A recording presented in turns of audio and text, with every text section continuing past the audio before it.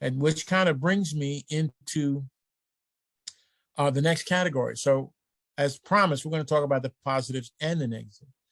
So music can be an influencer for good and for bad. So we're going to talk about some cultural applications.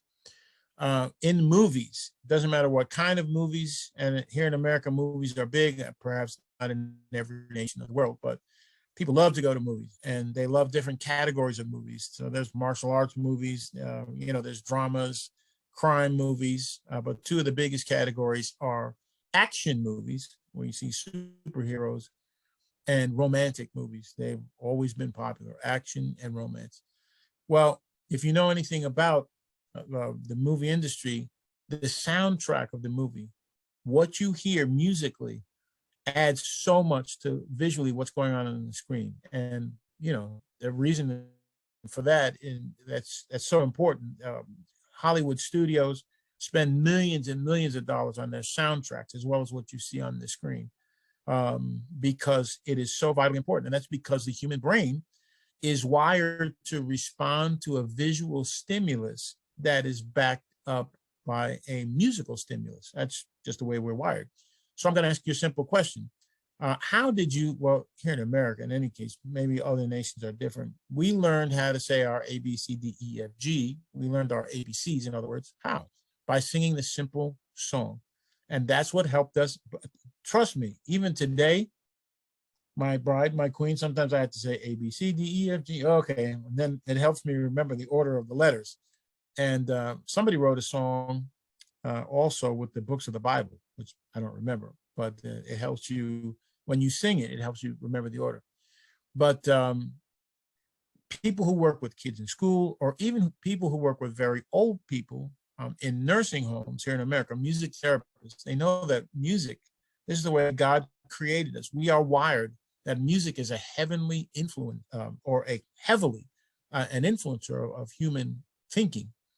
And so the devil knows this. He has used this to great advantage to gain a foothold and control. He fights hard to capture the minds of everyone in our culture.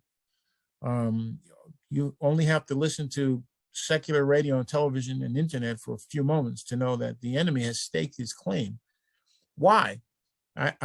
Here's my own theory. I believe that the enemy is so heavily invested in that because he got fired from his original job. God fired him as the chief worship leader in heaven, and many commentators believe that. So for further research on your own, I refer you to Isaiah 14 and Ezekiel 28 for the commentary of some scholars on what that means, Lucifer's fall and his connection to music. Secular music today, as opposed to many years ago when I was young, those lyrics were pretty much harmless way back in the day. But now, most secular music is generally not only unbiblical, but it is anti-biblical. And some of us believe that there's certain okay secular songs, particularly older ones, and some don't believe in that at all. That's okay.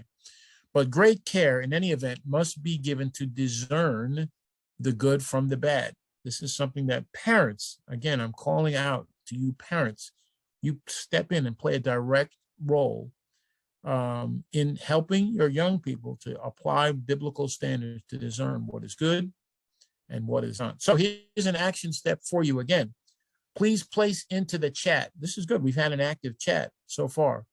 Congratulations. We have 74 chat comments so far. This is great. So let's build it up. Put into the chat, have you ever had a teaching moment with a young person, maybe someone who's precious to you? Have you ever had a teaching moment about discerning good from evil when it comes to music? Or have you played a passive role and just let them listen to the poison of this world? If so, I'm giving you a kind, gentle, and loving rebuke today. You cannot allow our precious young people to just follow the trend in the crowd. That's very harmful.